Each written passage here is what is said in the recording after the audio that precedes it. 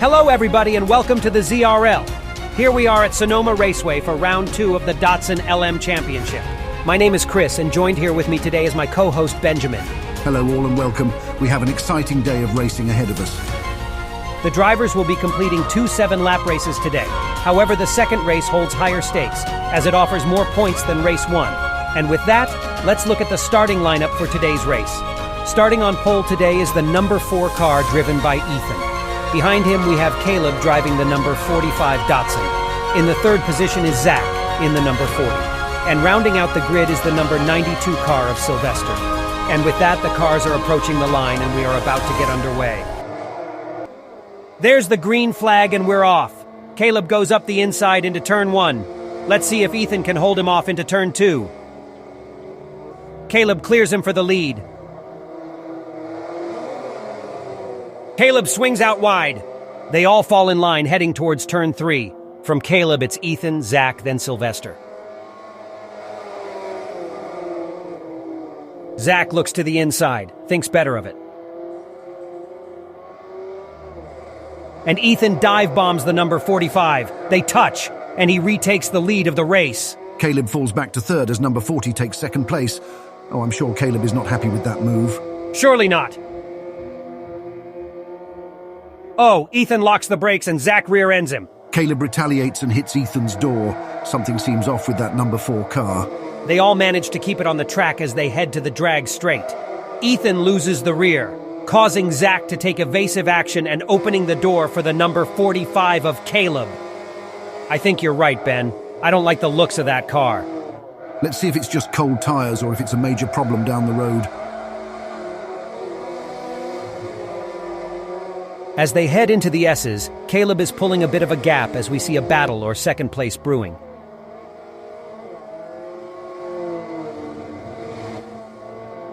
The 4 car looks very unstable through here as Zach moves up the inside. They make contact, and here comes Sylvester up the middle. My goodness, they're beating and banging. Sly moves ahead of Zach as he looks to the outside. Ethan's still holding his own and Sly almost spins him out. Wow, how did they not end up crashing through all of that? Ethan dives for pit lane. Surely he knows something is up with that car after pitting on lap 1. Right you are, and don't call me Surely. What? No, never mind. Hopefully Ashley can give us an update on the 4 car after he comes into pits. With that, Caleb leads lap 1 over Sylvester, Zach, and Ethan. What do you have for us, Ashley? Thanks, Chris. I'm down here in the number 4 pit stall, and even though there are concerns over the car's handling at the moment, they are only on pit road because each driver is required to make a mandatory pit stop during the race. Right.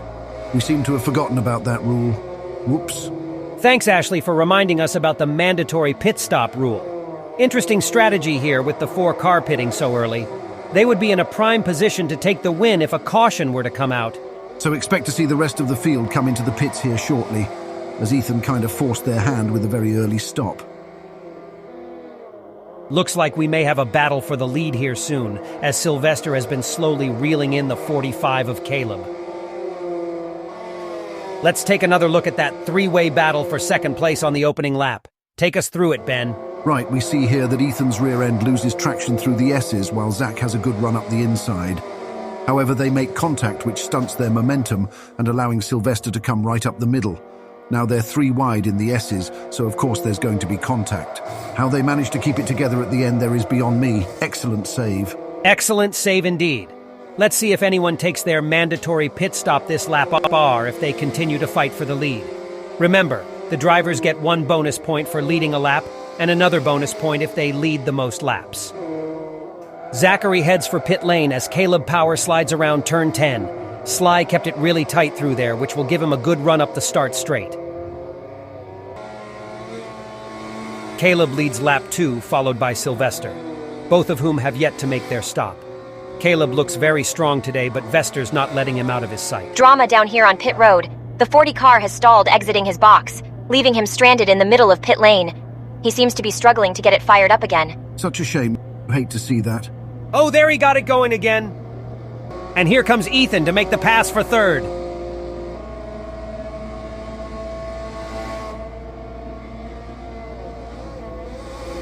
Man, tough break for the number 40 team.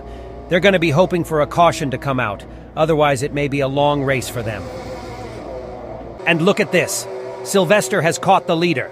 Let's see if they both come into the pits or if Sly tries to undercut him. Remember, Sly won the opening race at Le Mans and is the current points leader. Meanwhile, Caleb sits third in points and is looking for his first career victory. I'm sure they both want to win here badly, as both drivers grew up not too far from here and winning at your home track is so special.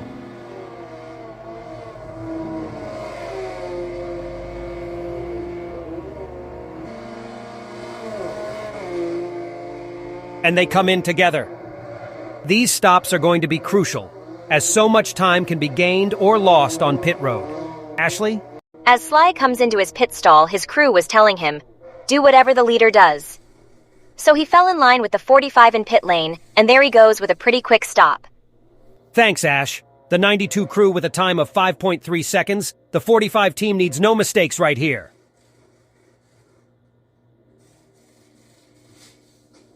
Oh, and it's a slow stop. 5.8 seconds. Vester might pass him in pit lane.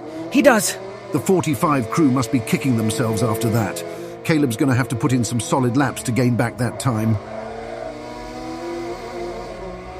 So Sly takes over the lead, followed closely by Caleb, while Ethan and Zach are far behind. And now a quick word from some of our sponsors. Brought to you by Z Designs Liveries. You may not be fast, but we can make you look fast. Wilder Engines. When you need more speed, go Wilder. And Sly Wolf Painting. The wolf is at your door, and it's here to paint. Welcome back.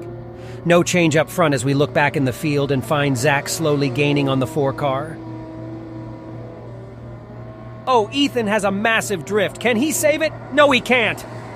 Oh man, he has been struggling with that car all day. There goes the 45 of Zach. Really nice recovery, though. Didn't waste much time getting going again.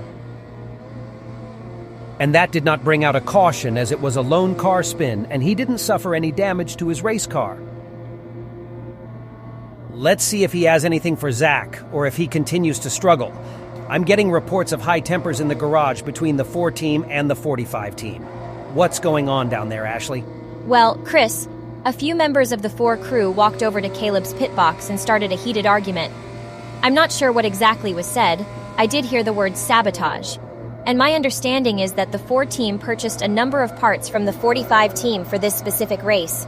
Whether or not there is any evidence of foul play is yet to be seen, but the 4 team are clearly upset.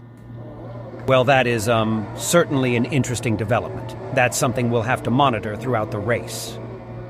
I want to give Caleb and his team the benefit of the doubt, however. That would make sense if it were true, as that 4 car has been out of control all race.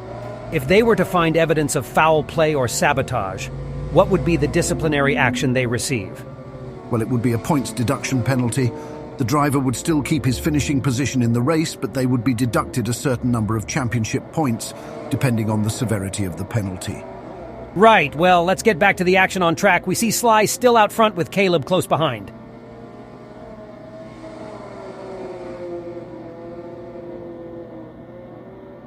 Sylvester is giving it everything he has to stay ahead of Caleb. As a former racer yourself, whose position would you rather be in at the moment? Personally, I would rather be in Caleb's position, as you can see where you can make up time and where they may be vulnerable. Now, if this were the final lap, however, I would rather be in Sly's position and be out front and try to hold those guys back. And when you're out front, you may be looking in your mirrors too often and not hitting your marks.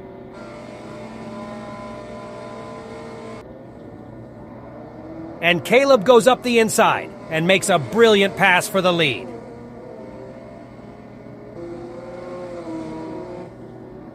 Oh, look at this! The 45 team is under investigation after allegations from the 4 team.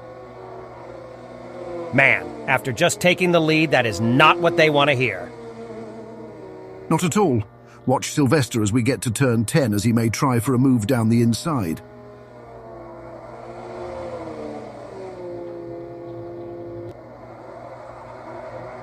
And Caleb goes way too deep and almost hits the wall. Vester up the inside, can he take advantage? No, he can't. Caleb maintains the lead as we head into the final lap. Where can Sly make the pass? Well, first he needs to close the gap up a bit, then his best opportunities are up the inside at turn 7, or get a great run through the S's and make a dive bomb into turn 10. Oh, that is not what he needed. He may have just lost too much time there. Caleb now has a nice lead as they head into turns 3 and 4.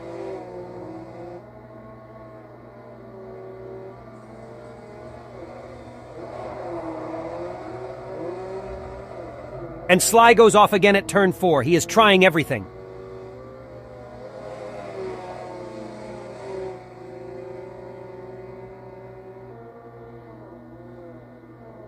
Oh, Caleb goes in deep again. That may allow Vester to come back at him in turn 7. Sly gets a good run out of the corner, but he is still too far back.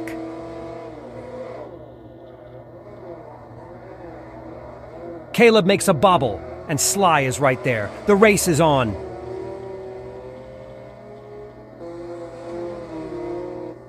Vester looks to the outside, falls back in line. Makes a tighter apex in this left-hander. Watch him cut down the inside. It's too much.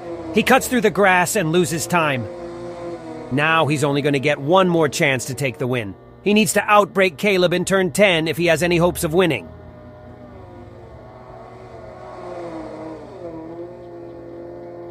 Caleb had just been perfect through the S's all day. And here they come into the final corner. Does Vester have anything for him? No, he doesn't. Caleb exits the final corner with the lead. He got the fastest lap of the race. He led the most laps, and he is going to get his first career victory at his home track Sonoma Raceway.